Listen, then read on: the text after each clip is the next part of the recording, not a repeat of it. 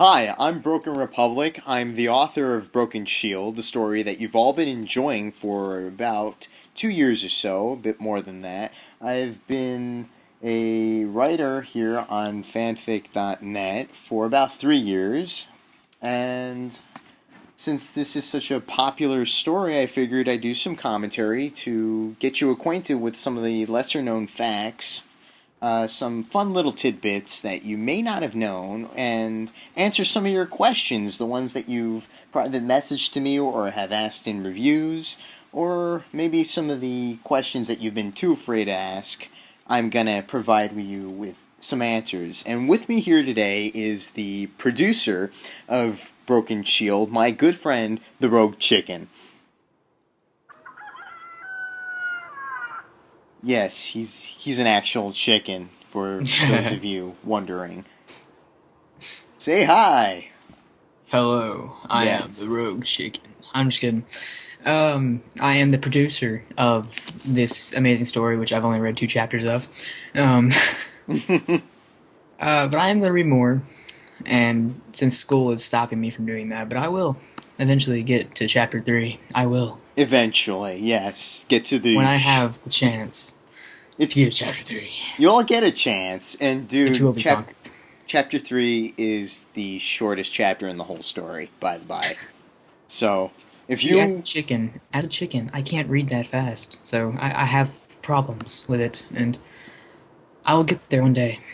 if you peck your way through it, you should be able It's, to. it's it's hard to turn the pages in a book, with a beak. Isn't Farmer John helping you out? No, man, he threw me out of my blue hen house. It's very upsetting. Dude, you didn't tell me this. Seriously? It's a long story, man. It's a long story. It's a long story that we unfortunately don't have time for, but if you'd like, No, please email the Rogue Chicken. He'd be more than happy to share his biography with you, I'm sure.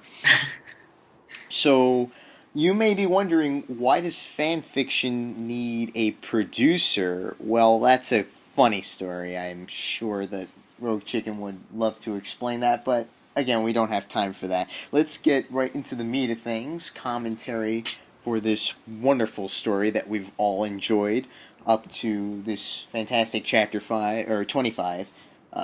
Possibly while you're listening to this, I would have just updated with chapter 26. So, possibly. Rogue Chicken, my friend, you've only gotten to chapter 1.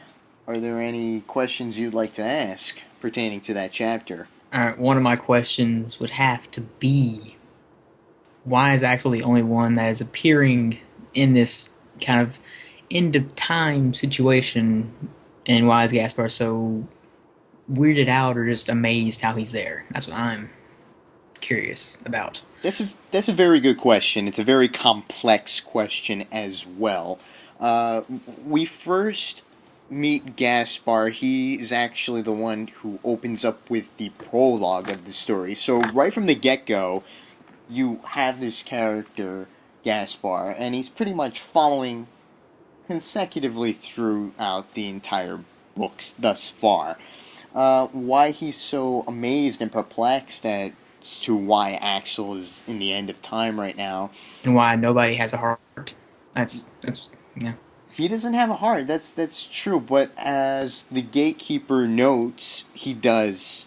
Apparently have one, and He it's in has a pieces or sliver. something. So He's a got a sliver sliver of a heart. of the heart. You have to find more pieces to it. He's got to So find far, all the pieces to it. That's right. Because but it's gonna be there's interesting when I'm reading it. yes, you have to read this, man. Just Of course, I have to seriously. read more of it, strictly because we're Get going to to do a chapter commentary. 12. You will not be disappointed, I guarantee you. Chapter 12 really strikes it home what's going on inside of Axel's rib cage, so to speak. Of course, we're not talking about a literal heart, it's the metaphorical sense of a Mm-hmm. heart. The emotions, the life, the soul. But the end of time is a peculiar dimension, so to speak. It's not necessarily a world, it's this outside place that some of you may actually be familiar with if you've ever played Squaresoft's Chrono Trigger. The end of time is a dimension that I've taken from that game, as is Gaspar. Gaspar is named for one of the three wise men, whom we have the translator of Chrono Trigger to thank for that. While he was translating the game, he named the three gurus, so to speak, after the three wise men. And the guru of time was Gaspar, who stands in wait in the end of time, where Chrono and the other main characters eventually wind up. See, I'm glad you didn't go with Balthazar. That's probably one of the most popular three wise men. Because when I heard Gaspar, I was like, well, he sounds familiar, but I don't really know for sure. And then and then you were talking about one day about Balthazar and how they got the three people from the wise men. I was like, oh, okay, that's why. I Yep, was like, okay, that's where I've heard it from. So that's reference I got a hold of. that's But see, exactly it. Yeah. I've never played a lot of SquareSoft games. I mostly played Kingdom Hearts, Kingdom Hearts 2, and never played Final Fantasy. I played Dragon Quest, like 9 or 8. The one 8, is, most likely, is because 9, I 8 think, is probably. on the DS or on Yeah, the Wii. so it's 8. Mine's on PS2. Um, and that's about it. I've never played Final Fantasy. I've never played Chrono Trigger. You guys Which, can send me the hate mail of all yes, I things was just considered. about to say that. This is probably blasphemy to Some of most these of people my here. fans right now. I am a SquareSoft fan, but I've never really because I purposely played Kingdom Hearts as a kid, and as I got older, I never really I knew something about Final Fantasy. I just never really got.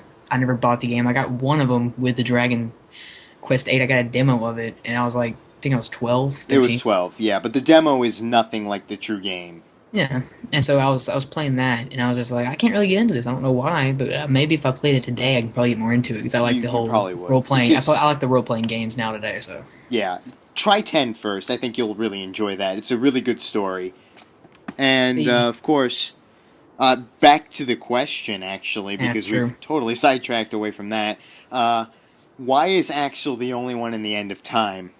Why Is it is because he has that Gaspar? sliver of heart? But therein lies the problem. See, it's not just that he has a sliver of a heart. Uh, Gaspar also remarks that he's uh, pretty much the first and only person he's ever seen in their corporeal form, which also begs the question, why is Axel so special to the point where he's a nobody who's not supposed to have a heart, and yet he winds up in this place where life force energy is being monitored and judged and determined whether or not it's going to return to this source that's mentioned by Gaspar. Why is he there in his corporeal form? What's going on here? Why is Axel so special? I think a lot of times when you read stories or you watch shows and things like that where you have a main character, you kind of expect them to be special and to stand out, and you Sometimes it's not true. tacitly you tacitly accept all of the circumstances surrounding their specialty, their ability to stand out without truly questioning the foundations to as why they're actually there, why they stand out the way they do. And I think it's always important to read Broken Shield with Questions, like a lot of questions, lots questions. of You have questions, to and have questions about certain things. You can never just go through the story like, "Oh, I accept this. That's how it works. That's you exactly, wrote it that way. That's how it works." No, you. There's always going to be a question about anything. exactly, Anytime I always. read or watch a show, the main character, he ain't special. He's just the main character. If he has something's happened to him, there's got to be a reason behind it. There's got to be something doing it. And there's got to be someone involved in it. I'm gonna ask questions about it constantly.